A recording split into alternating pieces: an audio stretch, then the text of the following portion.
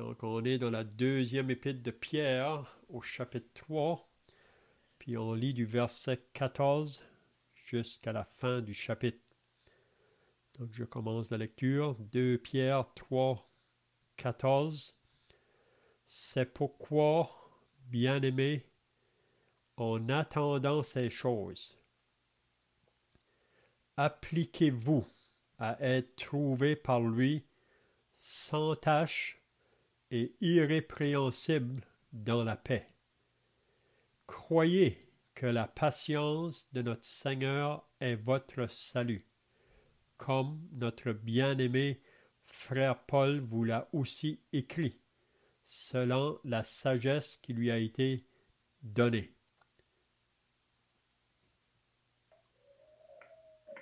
C'est ce qu'il fait dans toutes les lettres où il parle de ces choses, dans lesquelles il y a des points difficiles à comprendre, dont les personnes ignorantes et mal affermies tords sens, comme celui des autres Écritures, pour leur propre ruine.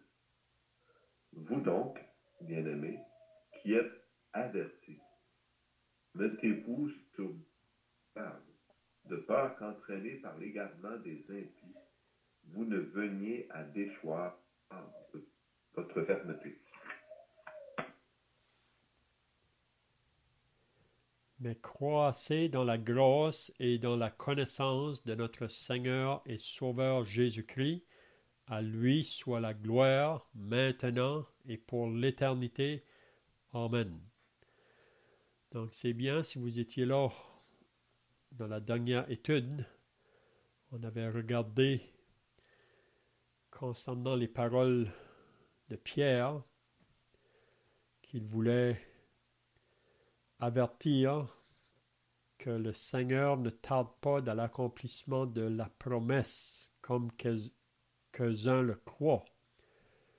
Parce que nous vivons dans des jours, puis c'était la même chose dans les jours des croyants au début de l'Église, qu'il y a des gens autour, des moqueurs,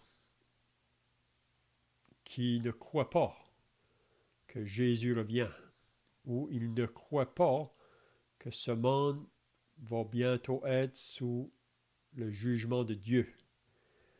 On sait que Dieu a déjà jugé la terre dans le passé, donc ça devrait être assez pour nous faire croire qu'il y aura un autre jugement qui va prendre place. Puis on sait que le jugement qu'il y a eu dans le passé, ça a été dans le temps de Noé.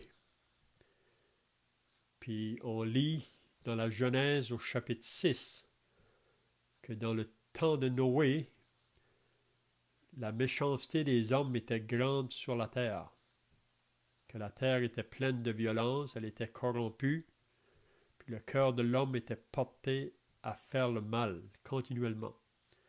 Donc Dieu, ça nous dit, s'est repenti d'avoir eu fait l'homme. Parce que vous savez que le déluge de Noé a pris place 1500 ans après la création, là, après le début de la création. Puis l'homme a pris un chemin contraire à Dieu, puis s'est rendu à un point où Dieu se repent d'avoir eu fait l'homme, parce que le cœur de l'homme va de plus en plus vers le mal. Donc Dieu va juger la terre, mais avant de juger, dans le temps de Noé, il va toujours envoyer un avertissement afin que le monde puisse se détourner de leur voie de péché, qu'ils puissent se repentir et de se tourner vers lui. On sait qu'il a utilisé Noé. Dans ces jours-là, Noé était vraiment un signe pour cette génération. Puis Noé a été trouvé, il a trouvé grâce aux yeux de Dieu, puis Dieu l'a utilisé pour annoncer qu'il y a un jugement qui venait sur ce monde. Puis le jugement, c'était un déluge qui allait venir. Mais vous savez bien, si vous êtes un peu informé de ce que la Bible dit, que pendant 100 ans, Noé était un prédicateur. Il avertissait les gens pour ce qui concerne ce jugement qui allait venir. Puis il fallait se repentir. Puis le seul refuge que Dieu a pourvu dans ce temps-là, c'était dans l'arche, dans un grand bateau. Il y avait juste une porte à cette arche-là. Puis la seule manière d'échapper le déluge, il fallait entrer dans l'arche. Mais on sait que seulement Noé et sa famille ont répondu à l'appel de Dieu. Puis la porte a été fermée, puis ça nous dit que le jugement est venu, puis il a tout emporté, ceux qui étaient en dehors de l'arche. Mais Pierre, dans sa deuxième épître ici, il nous fait comprendre que les gens, même d'aujourd'hui, veulent ignorer ça. Ignorer qu'il y a eu un jugement dans le passé. Donc, ça devrait être assez pour le faire réaliser qu'il va en voir un autre. Pourquoi qu'il va avoir un autre jugement? C'est parce que le monde d'aujourd'hui n'est pas différent du monde du temps de Noé. On vit dans un monde aujourd'hui où le péché abonde dans tous les côtés, là, où la loi de Dieu est transgressée dans toutes ses formes. Donc, Pierre dit que la même parole nous dit que les cieux et la terre d'à présent est réservée pour le feu, pour le jour du jugement et de la ruine des hommes impies. Donc, c'est ça qui s'en vient pour ce monde ici. Mais, comme on a dit au début, beaucoup veulent simplement ignorer, même se moquer de ces choses. Même encore cette semaine, j'ai visité beaucoup de personnes. Puis beaucoup vraiment veulent juste rester indifférents ou même ils veulent ridiculiser ça. Hein? Mais ça ne va pas changer le fait que le jugement va venir. Donc Pierre nous disait que le Seigneur ne tarde pas dans l'accomplissement de la promesse, comme quelques-uns le croient. Mais Dieu manifeste simplement sa patience jusqu'au bout, si on peut dire, là, parce qu'il veut toujours sauver. C'est toujours son but de sauver. Dieu ne prend pas plaisir de juger les pécheurs. Dieu veut que le méchant se repente, puis qu'il se tourne vers lui, et pour être sauvé ou pour échapper le jugement.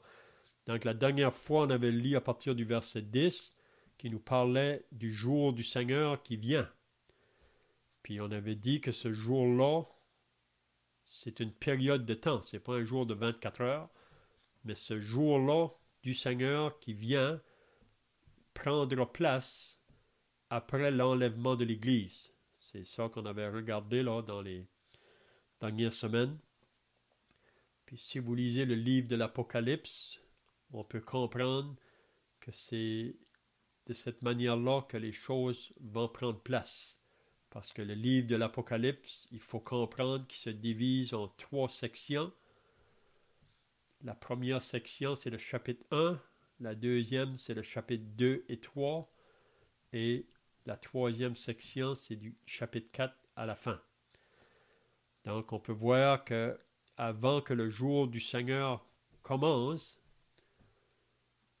l'Église sera enlevée.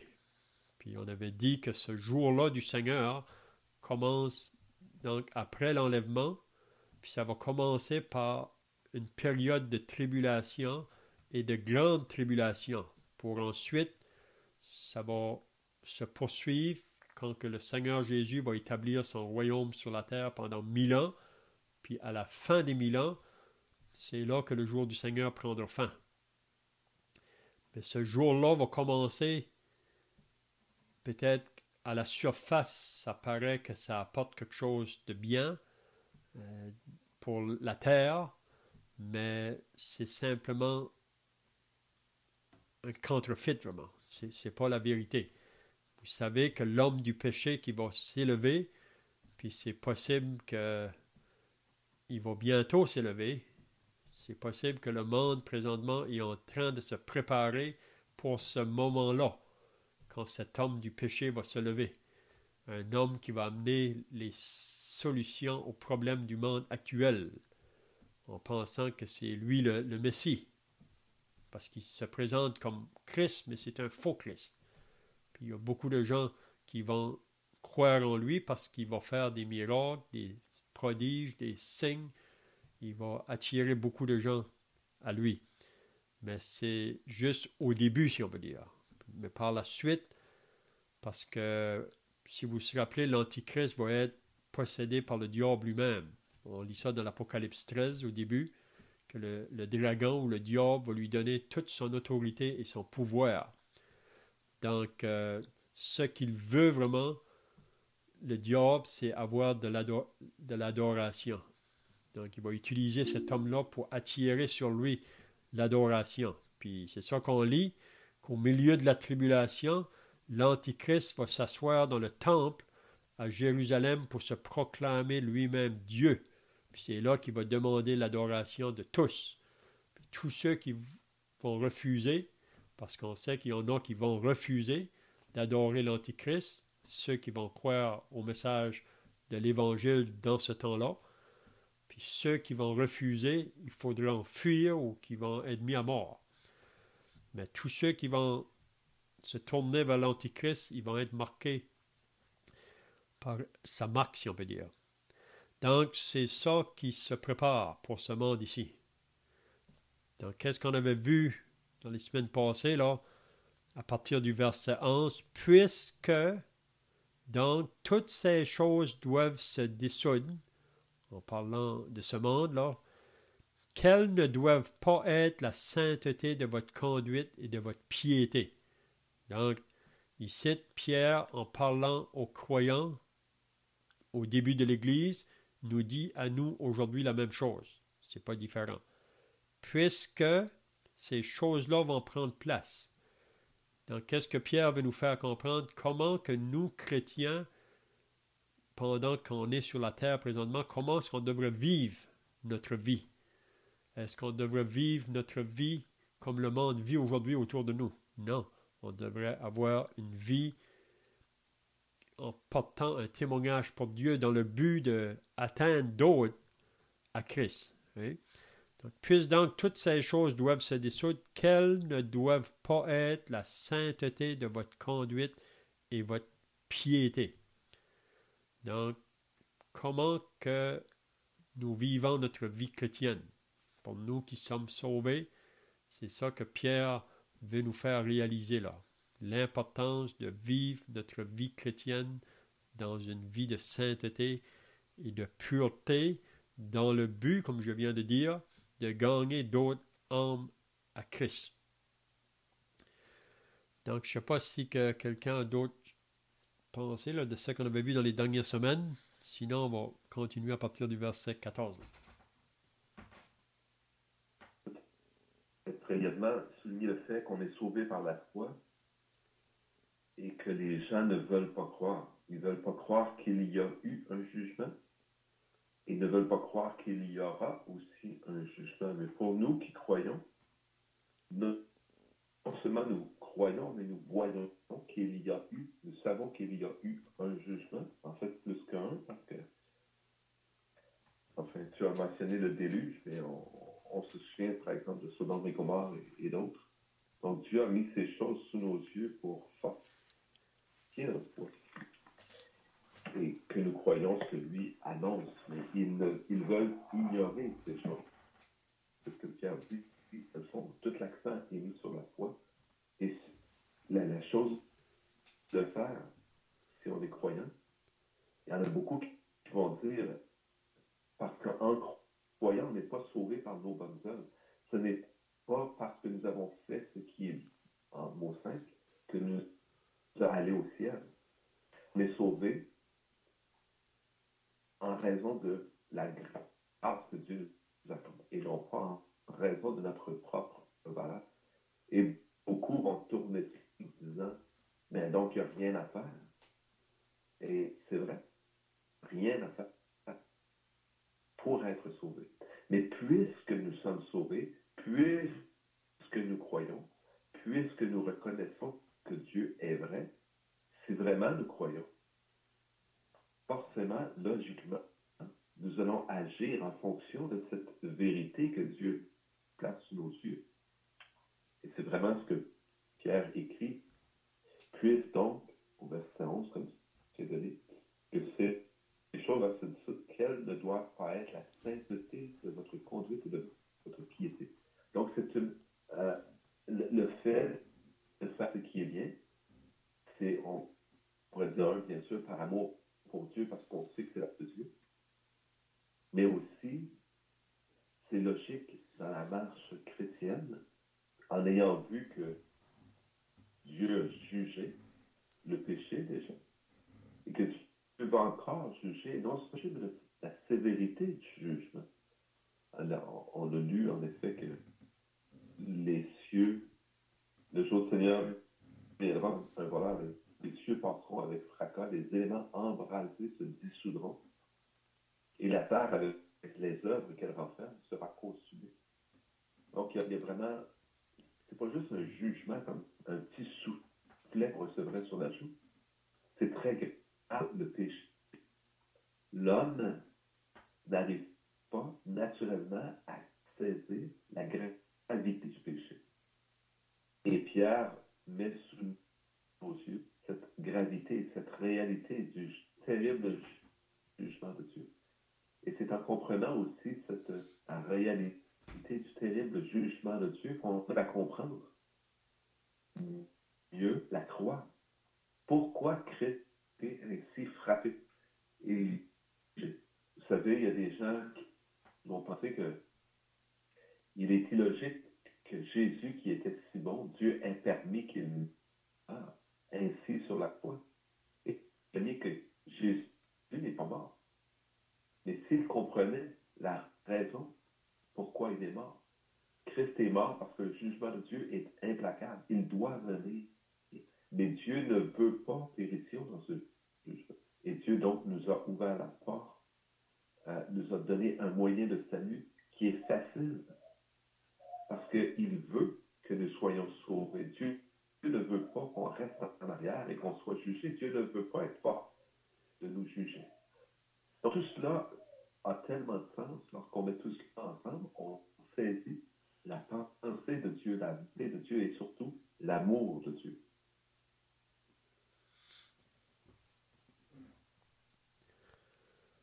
C'est ça, donc le verset 12, là, il dit un peu la même chose qu'il dit au verset 10, tandis que vous attendez et hâtez l'avènement du jour de Dieu, à cause duquel les cieux enflammés se dissoudront et les éléments embrasés se fondront. Mais pour nous, chrétiens, on peut voir les choses optimistes et non pas pessimistes, parce que nous avons une espérance. Il y a quelque chose qui nous attend. Donc, puisque toutes ces choses-là, le monde qui va bientôt être sous le jugement de Dieu parce qu'il refuse de se repentir, de se tourner vers Dieu, mais pour nous qui ont répondu à l'appel, on ne sera pas vraiment là quand ces choses-là vont prendre place, à tous ces jugements-là. En tant que l'Église, on sait qu'il y aura des croyants quand même qui vont être là à ce moment-là dans la tribulation, mais nous, on devrait regarder qu'est-ce qui nous attend. Il dit, mais nous attendons, selon sa promesse de nouveaux cieux et une nouvelle terre où la justice habitera. Donc, il va y avoir le jugement. Cette terre ici va être consumée par le feu. Mais pour nous, c'est-à-dire pour ceux qui ont cru, nous attendons selon sa promesse de nouveaux cieux et une nouvelle terre.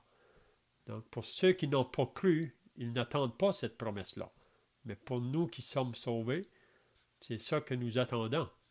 Donc, on va vers des choses merveilleuses, des choses vraiment qui nous dépassent, surtout les vérités que nous trouvons là, concernant le nouveau cieux et cette nouvelle terre. Donc, encore au verset 14, en vue de ça, c'est pourquoi, bien-aimés, en attendant ces choses. Donc, ces choses-là vont prendre place. Puis il faut qu'on soit saisi dans la réalité de ça. Parce que si on n'est pas saisi dans la réalité, le danger est qu'on va un peu être emporté vers la pensée du monde autour de nous, ou se laisser aller.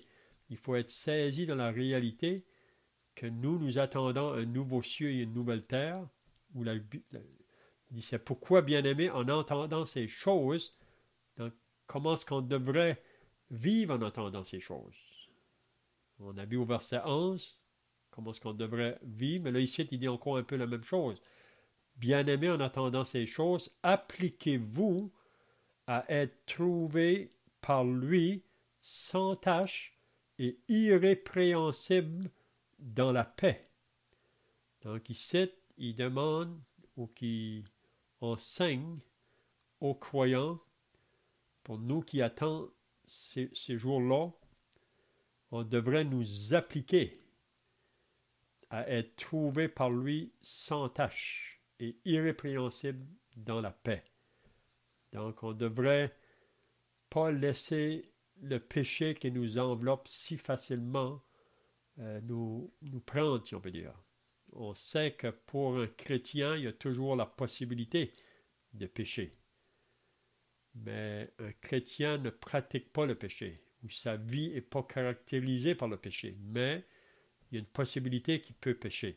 Mais si le croyant pêche, nous avons une provision qui est pourvue pour nous.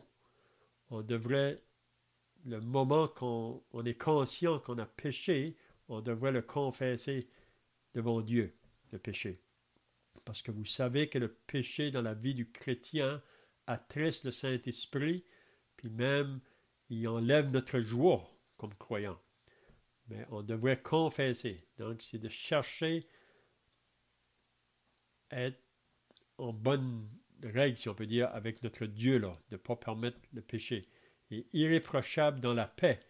Donc, irrépréhensible, ça veut dire qu'on devrait être des personnes que le monde n'a pas à nous reprocher, des choses qui sont contraires à la volonté de Dieu.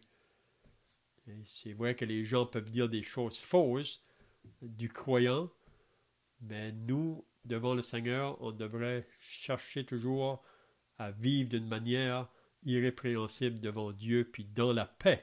Parce qu'on vit dans un monde aujourd'hui qui est tourmenté vraiment, agité, troublé par les choses qui se passent, mais le croyant qui marche avec son Dieu dans la crainte, il peut rester tranquille en sachant que tout est bien pour nous qui lui appartenons.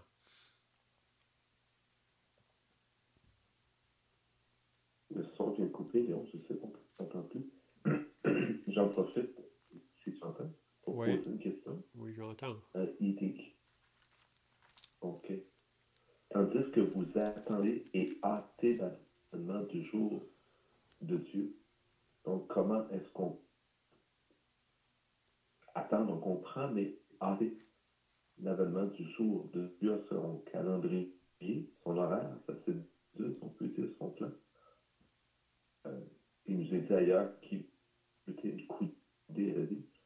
Ici, donc, Pierre laisse entendre qu'on peut hâter ce jour de Dieu. Il fait référence exactement à quoi? Tu parles de verset 12, là. Oui, c'est exact. Verset 12, excuse-moi. Parce qu'il y a 4 jours, vraiment, on peut dire. On avait dit ça la dernière fois. Il y a le jour de l'homme. On est présentement dans le jour de l'homme. Il y a le jour du Christ, le jour du Seigneur. Comme on vient de dire, ce jour-là va prendre place après l'enlèvement. Puis il va se poursuivre jusqu'à la fin du millénium. Mais le jour de Dieu, ça comprend ce qui vient après, le nouveau ciel et la nouvelle terre. Tandis que vous attendez et hâtez l'avènement du jour de Dieu, à cause duquel les cieux enflammés se dissoudront. Tu demandes la question, là, qu'est-ce que ça veut dire par hâter l'avènement? Oui, c'est ça. OK. Je pense que Notre vie chrétienne, c'est très important là, qu'on la vive. Puis c'est dans le but vraiment, comme j'ai dit, c'est d'atteindre encore d'autres âmes. Donc, pour moi, si les chrétiens vivent leur vie chrétienne pleinement, en portant un témoignage dans ce monde ici, ça veut donc dire que c'est ça qui va faire une œuvre là, pour gagner d'autres âmes à Christ. Parce que si Jésus n'est pas encore venu chercher son Église, c'est parce qu'il y a toujours des âmes à être sauvées. Puis Dieu n'a pas besoin de nous pour faire ce travail-là. Il peut sauver sans nous, mais il nous utilise. Donc c'est pour ça que c'est très important le témoignage chrétien dans le but de gagner les âmes à Christ. Parce que après que l'Église est terminée, si on peut dire, après que toutes les âmes ont été ajoutées, le Seigneur va venir. Mais est-ce que c'est possible que si l'Église aujourd'hui, présentement, est négligente, si vraiment qu'on ne prend pas notre, comment je dirais, notre responsabilité de annoncer le message autour de nous, même Jésus disait pendant son ministère que la moisson est grande, mais il y a peu d'ouvriers.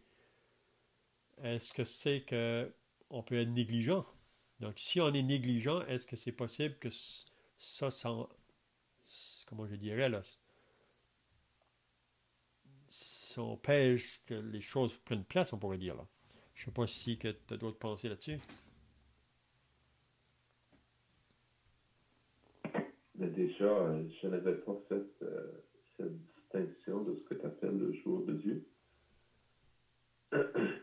Donc, la façon dont je le vois, le jour de Dieu, c'est un peu comme du Seigneur, un jour de jugement, un jour terrible. Donc, ça me paraissait un peu étrange. On juste ou s'empresser de, comment dire, faire en sorte que ce jour va arriver le plus rapidement possible. Mais c'est sûr que si on le voit en fonction du jour de Dieu, comme tu l'as dit, qui est plutôt une belle journée, si je peux le dire ainsi, c'est-à-dire, comme tu le mentionnais, le meilleur des mêmes, la nouvelle terre, les nouveaux cieux, c'est quelque chose de désirable. Je vais devoir méditer là-dessus aussi. Mm-hmm. Donc, c'est ça qu'il dit par la suite, mais nous attendons selon sa promesse. Donc ça, c'est le jour de Dieu, c'est le jour vraiment, comme tu viens de dire, c'est un beau jour, là. C'est un jour de gloire, c'est un jour où que le peuple de Dieu va avoir fini avec le diable, parce que vous savez qu'à la fin du 1000 ans, le diable va être jeté dans l'étang de feu et de soufre pour être tourmenté jour et nuit. Mais ça va être sa fin. Il ne reviendra plus. Donc, ça sera fini. Le diable n'aura plus accès. Donc, on s'en va vers un jour merveilleux, vraiment. Donc, le verset 15, on continue. Croyez que la patience de notre Seigneur est votre salut, comme notre bien-aimé frère Paul vous l'a aussi écrit, selon la sagesse qui lui a été donnée. Donc, ici, en parlant aux chrétiens, il nous répète encore que le Seigneur est patient. Il est patient. Puis s'il patiente, c'est toujours dans le but, là, même pour nous chrétiens, parce que vous savez que notre vie chrétienne qu'on vit sur la terre, c'est ça qui va déterminer les récompenses que le Seigneur va me donner au tribunal de Christ. Puis aussi, c'est ça qui va déterminer la place que je vais occuper avec lui dans son royaume. Donc, pendant notre vie, le Seigneur veut que on s'applique, si on veut dire. Et même l'apôtre Paul, si vous lisez les lettres de l'apôtre Paul, il vivait toujours en vue de ce jour-là, le jour du tribunal. Oui? Donc, croyez que la patience de notre Seigneur est votre salut. On sait que le Seigneur, si les choses ne prennent pas place encore, il est là pour le salut des âmes, si on peut dire, pour que les âmes soient sauvées, mais aussi pour nous dans le sens, comment je dirais, là, on voit la même pensée dans Philippiens au chapitre 2. Travaillez à votre salut avec crainte et tremblement. Donc c'est le côté là, de travailler à notre, comment je dirais, travailler à la préservation, si on peut dire. Non, Philippiens, c'est plutôt à la préservation de l'Assemblée. Donc, on devrait toujours travailler dans le but de ça. Donc, croyez que la patience de notre Seigneur est votre salut, comme notre bien-aimé frère Paul vous l'a aussi écrit, selon la sagesse qui lui a été donnée, parce que Paul aussi a écrit à propos de ces choses-là. Et Paul met beaucoup d'emphase de l'importance de vivre notre vie chrétienne pleinement là. Puis c'est toujours en vue de ce jour-là, du jour du tribunal. Puis en parlant au verset 16, il va dire, c'est ce qu'il fait dans toutes les lettres où il parle de ces choses dans lesquelles il y a des points difficiles à comprendre.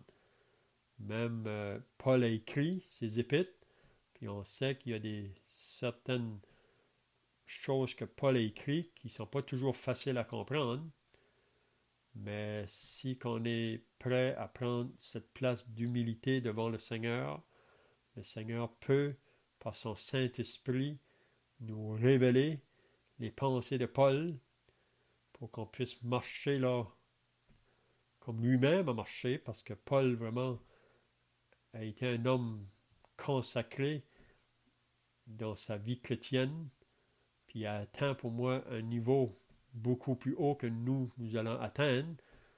Mais c'est pas qu'on ne peut pas arriver à ce niveau-là, parce que Paul est un homme comme vous et moi. Mais il a écrit des choses qui n'est pas toujours facile à comprendre, mais comme je viens de dire, pour pouvoir comprendre les pensées de Paul, c'est plus qu'on va marcher notre vie là pleinement en communion avec notre Dieu. C'est de cette manière-là qu'on va le saisir, ses pensées. Parce qu'il dit, dans les personnes ignorantes et mal affermies, tordent le sens comme celui des autres Écritures pour leur propre ruine. Parce qu'ici, il parle à propos de personnes qui lisent aussi ces paroles-là, mais qui vont tordre le sens des Écritures. Ils vont faire dire aux Écritures ce qu'ils ne disent pas vraiment. Et puis ça, probablement, qui nous parle ici, Pierre, des mêmes personnages qui nous parlent au chapitre 2, là, concernant les faux docteurs. Donc, ils utilisent la parole, ces gens-là, mais ils tordent le sens. Ils ne disent pas vraiment qu'est-ce que la parole dit vraiment, mais ils tordent le sens pour leur propre ruine, qui dit. Donc, je ne sais pas si vous avez d'autres pensées là. S'il y a quelqu'un a des questions, vous pouvez faire.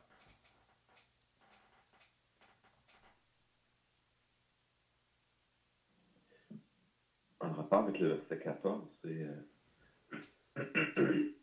il nous dit on doit s'efforcer ou nous appliquer. On sait c'est quoi ce que ça veut dire, s'appliquer. Hein? Un jeune qui apprend à écrire, il faut qu'on lui apprenne à s'appliquer lorsqu'il fait ses lettres, un A. On lui fait recommencer le A.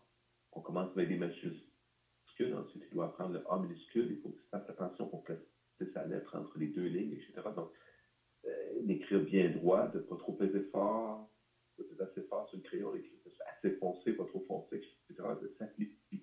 Finalement, ce que l'enfant doit faire lorsqu'il apprend à écrire, il doit apprendre à s'appliquer. Donc, c'est ce que nous devons faire aussi. Et à quoi on doit s'appliquer, c'est d'être trouvé par lui. C'est qui lui? C'est Dieu lui-même. Donc, le standard, c'est pas le standard, comment dire, ce qu'on fait peut être jugé satisfaisant aux yeux des hommes, mais le standard est la perfection de Dieu lui-même. Donc, on doit tendre vers ces choses. Ça veut dire s'appliquer à être trouvé par lui saint, sans tâche, irrépréhensible dans la paix. C'est vraiment la mission. On s'est dit, quoi on veut vivre une vie de sainteté. Ce n'est pas que cette vie de sainteté nous s'achètera une passe pour le ciel. Nous avons déjà cette passe pour le ciel, se laisser passer, ce billet pour entrer au ciel. Mais, ayant ce billet, si je peux dire, notre désir, c'est faire la volonté de Dieu et donc d'être trouvé par Dieu sans tâche. Il faut réaliser que tout ce qui se passe depuis le commencement où l'homme a péché, un seul péché a été suffisant pour que Dieu rejette et Ève de devant sa face du jardin d'Éden, qui est le jugement sur toute l'humanité. Donc vraiment, Dieu, c'est la perfection. Un seul péché n'est pas acceptable devant lui. On doit se souvenir de ces choses. Et pour ce qui est de Paul, en fait, Pierre, quand il parle des gens mal affirmés qui tordent le sens des Écritures, tu mentionnais comment Paul a été exemplaire et vraiment qu'un suivre à imiter. Cependant, si on veut se souvenir de l'apôtre Paul, avant qu'il ne soit sauvé, il était lui-même parmi ceux qui étaient mal affirmés et qui ne comprenaient pas.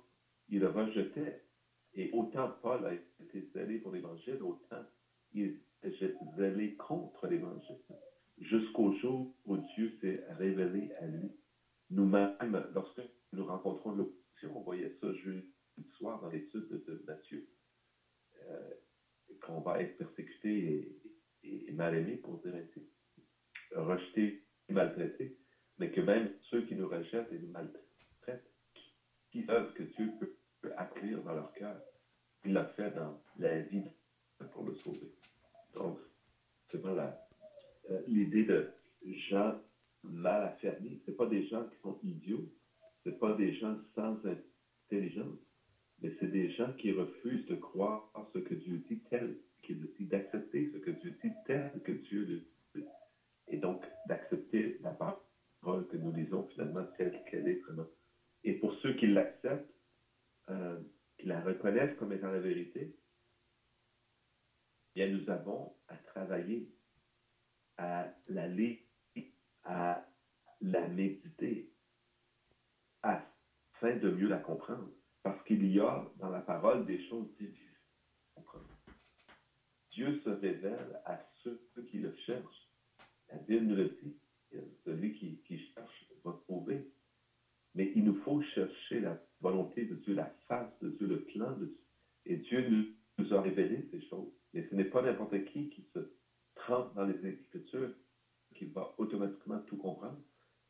Dieu a voulu qu'il en soit ainsi et que nous cherchions face dans les Écritures et fassions attention de bien comprendre. Tenions en garde, excusez-moi, contre nos propres pensées, nos propres plans, nos propres visions et que nous nous soumettions à sa volonté pour accepter la vérité.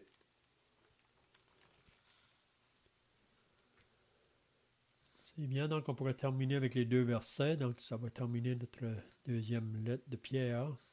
Donc il dit au verset 17, « Vous donc, bien-aimés, qui êtes avertis. » Donc Pierre, vous l'avez remarqué depuis qu'on a commencé sa deuxième épître, c'est la raison pourquoi il a écrit ces 2 lettres même. C'est dans le but de nous avertir.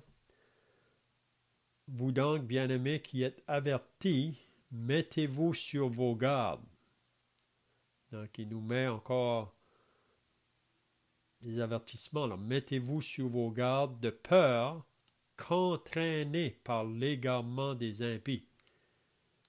Donc, est-ce que c'est possible pour le croyant d'être influencé ou être entraîné? Il y a une possibilité. De peur qu'entraînés par l'égarement des impies, vous ne veniez à déchoir de votre fermeté. Ça veut dire que si on se laisse influencer, qu'est-ce que ça va faire vraiment? C'est que on va perdre, si on peut dire, la réalité de ces choses. Puis il y a toujours le danger de prendre des chemins d'éloignement, mais il faut revenir. Donc, mettez-vous sur vos gardes de peur qu'entraînés par l'égarement des impies, vous ne veniez à déchoir de votre fermeté. Ça veut dire qu'on peut diminuer, si on peut dire, dans notre fermeté, dans les choses que nous croyons. Si on se laisse entraîner par les pensées du monde autour de nous, il y a tellement de confusion. Mais c'est pour ça que c'est très important, la lecture de la parole, la prière, maintenir sa communion avec Dieu, de ne pas laisser le péché qui nous enveloppe si facilement, là, donc, comme on a dit tout à l'heure, si ça se prend en place, il faut le confesser, parce que c'est seulement en étant en pleine communion avec notre Dieu qu'on va être préservé de toutes les confusions qui nous entourent. Puis il va terminer pour dire, mais croissez dans la grâce. Puis il termine un peu sa lettre comme qu'il a commencé, en parlant de la connaissance de notre Seigneur et Sauveur Jésus-Christ. Là. Mais il dit, croissez dans la grâce et dans la connaissance de notre Seigneur et Sauveur Jésus-Christ. Si vous vous rappelez là, au chapitre 1, au verset 3, il nous disait un peu la même chose. En parlant de sa divine puissance, il disait, comme sa divine puissance nous a donné tout ce qui contribue à la vie et à la piété au moyen de la connaissance de celui qui nous a appelés par sa propre gloire et par sa vertu. Donc, croissez dans la grâce et dans la connaissance. Donc, plus qu'on apprend à connaître notre Sauveur, notre Seigneur, plus qu'on peut entrer dans les pensées de Dieu, si on peut dire. C'est ça qui va nous garder.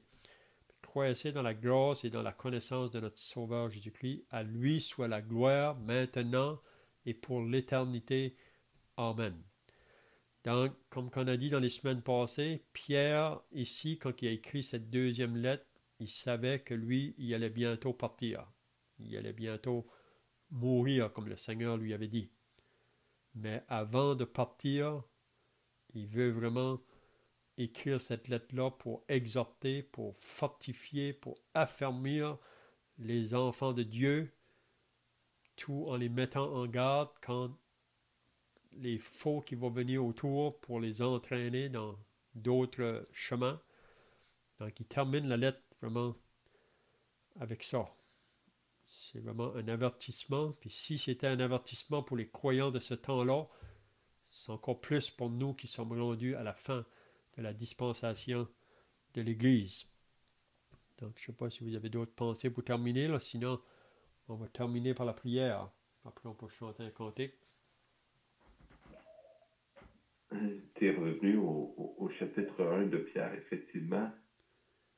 Tu as mentionné le verset 3, mais c'est un peu c'est vraiment la même pensée, en fait, sur le verset 8 du chapitre 1 de 2 Pierre. Car si ces choses sont en vous et y sont avec abondance, elles ne vous laisseront point oisifs ni stériles pour la connaissance de notre Seigneur Jésus-Christ. Donc vraiment, Pierre met l'accent là-dessus et sur, comme tu le disais, et dans ce même chapitre 1 de Pierre, il nous dit aussi, Pierre mentionne à combien je prendrai soin au verset 12 de vous rappeler ces choses, bien que vous les sachiez, et que vous soyez affermis dans la vérité présente.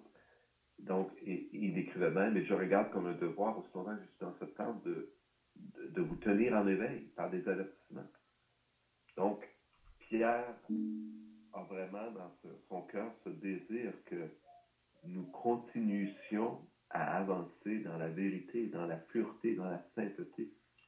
Et Pierre réalise qu'il va lui partir, mais que d'autres resteront après lui. Vous savez, quand Pierre croyait dans la promesse de l'avènement de Jésus-Christ, et il a réalisé avec le temps que pour lui, il ne verrait pas Christ revenir, mais qu'il devrait passer par la mort, comme Christ lui avait dit. Bien sûr, Pierre ne savait pas qu'il y aurait encore 2000 ans environ après lui, mais néanmoins, Pierre nous écrit d'une certaine façon à nous qui serons après. Donc, c'est vraiment cette lettre nous est envoyée de Dieu pour nous affermir dans ces choses. Et c'est le but, la pensée et le raisonnement de Pierre que nous avions besoin de ne point déchoir dans notre fermeté. Et cela, ça veut dire quoi? Ça veut dire qu'il y a, comment dire, comme un attrait au péché. C'est comme si le péché pouvait se saisir de nous, nous séduire, nous détourner de la vérité, nous détourner de la bonne marche, de la sainteté. C'est comme si le péché avait un pouvoir de se saisir de nous et de nous faire marcher dans la mauvaise direction, si je il y a une puissance d'égarement dans la Bible nous parle de ces choses qui font la guerre à l'âme et pour lesquelles Pierre nous met en garde. Donc, plus on marche dans une vie de sainteté, plus on s'éloigne du péché, plus on se préserve nous-mêmes notre marche pour la gloire de Dieu. Et on pourrait revenir dans Romains, etc., où il est dit que, comme il y en a quelques-uns qui disent en nous calomniant, donc la pensée étant qu'on pourrait pécher, comme peut mentir pour connaître davantage la gloire et le royaume de Dieu, mais faisons-le pour la gloire de Dieu, mais c'est un mensonge, c'est un faux raisonnement. C'est tordre les Écritures, comme Pierre le mentionne ici. Si on veut s'appuyer sur nos raisonnements et que ça va à l'encontre de la vérité, à l'encontre de ce qui est pur, à l'encontre de ce qui est vrai, bien nos raisonnements sont faux. On doit s'en tenir à ce que Dieu nous dit. Un exemple, excuse-moi Léon, mais je vais peut-être avec ça. Un exemple, quand on a lu juste avant, gens tordent le sens des Écritures. On sait que pour la pensée humaine, l'enfer, c'est quelque chose qui est inacceptable. On sait que les gens aujourd'hui vont rejeter, se moquer du jugement de Dieu. Si Dieu est d'amour, comment est-ce qu'il m'enverrait en enfer? Et les gens s'estiment eux-mêmes comme ayant la valeur pour être dans la présence de Dieu. Ils veulent ignorer que Dieu est saint, saint, saint. Ils ne veulent ignorer qu'eux sont pécheurs. Et c'est ce que nous étions autrefois. Et dans ce sens, ce que je dis, c'est qu'il y a beaucoup de sectes aujourd'hui qui enseignent que l'enfer n'existe pas. Ils se basent sur des raisonnements humains et non sur ce que Dieu dit. Parce que le jugement de Dieu, il est clairement annoncé dans la parole. Je ne fais que donner un exemple ici de façon dont on peut tordre le sens des Écritures. Le jugement de Dieu, on vient de le lire encore aujourd'hui, il est clair et il est puissant, il est annoncé et il va arriver. Et Jésus a parlé. Certains ont dit que Jésus a parlé davantage du jugement et de la géhenne qu'il n'a parlé du ciel lorsqu'il est sur la terre. Dieu nous avertit du haut du ciel de ce jugement qui est réel et qui vient et pour lequel les hommes ne veulent pas croire. Donc, l'homme aime mieux se faire croire que Dieu est bon, qu'il ne jugera pas ou que son jugement sera comme un petit soufflet sur la joue finalement. Hein? Et Dieu va nous pardonner et tout sera beau. Mais ce n'est pas ainsi. Dieu ne peut passer par-dessus le péché. Dieu doit juger le péché. Et encore une fois, tout cela a son sens à la croix. Dieu a déjà jugé le péché. Et maintenant, il a ouvert la porte pour ne pas avoir à nous juger nous. Mais pour cela, nous devons croire en Dieu. Nous devons croire en son salut, en sa grâce. Et sa grâce, elle est disponible, elle est accessible à tous par la foi en Jésus, son Fils, qu'il nous a donné. Donc vraiment, cette épître de Pierre, hein, si je conclue, excuse-moi avec ça, Léon, c'est vraiment un appel à vivre dans la sainteté et à reconnaître la sainteté et le jugement de Dieu.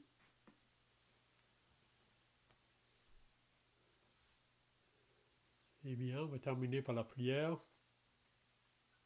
Notre Dieu et notre Père, nous voulons maintenant terminer par la prière, réalisant que ta parole ce matin peut nous sonder pour savoir sur quel terrain nous nous tenons.